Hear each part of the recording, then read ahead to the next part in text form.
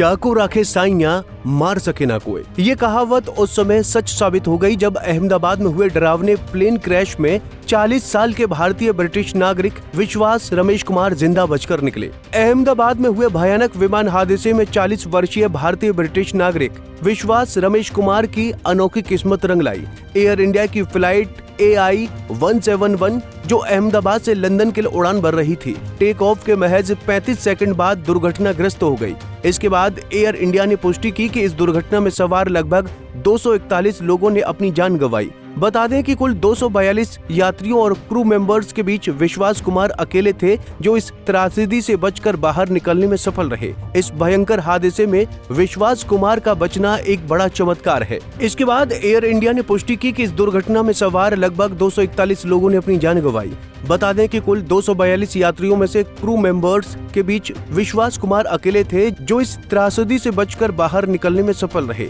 इस भयंकर हादसे में विश्वास कुमार का बचना एक बड़ा चमत्कार है। ये सब सुनकर आपके मन में सवाल आ रहा होगा कि आखिर विश्वास कुमार प्लेन में किस सीट पर बैठे थे और इस त्रासदी से बचने के बाद उन्होंने क्या क्या बताया। आइए इस वीडियो में इन सवालों के जवाब ढूंढने की कोशिश करते हैं।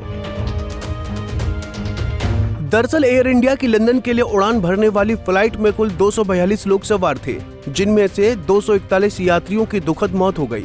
ये विमान करीब 1:48 पर उड़ान भरने के बाद कुछ ही सेकंड में बीजे मेडिकल कॉलेज हॉस्टल से टकरा गया।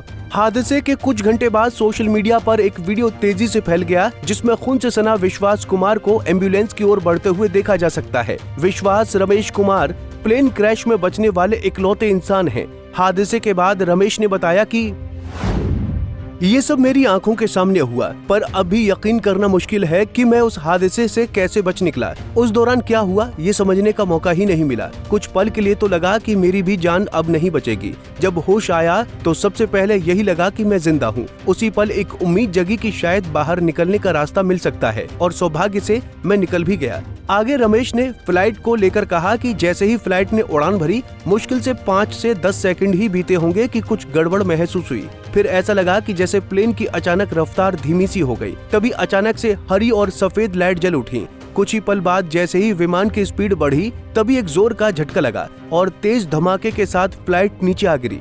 रमेश से जब पूछा गया कि आप इस हादसे से कैसे बचे, तो उन्होंने बताया कि मेरी सीट जहाज के उस हिस्से में थी जो शायद बिल्डिंग के निचले हिस्से से टकराया होगा। ऊपरी हिस्से में आग लग चुकी थी और कई लोग वहीं फंसे रह गए। ऐसा लगता है कि मैं सीट सहित नीचे गिर गया और किसी तरह बच गया।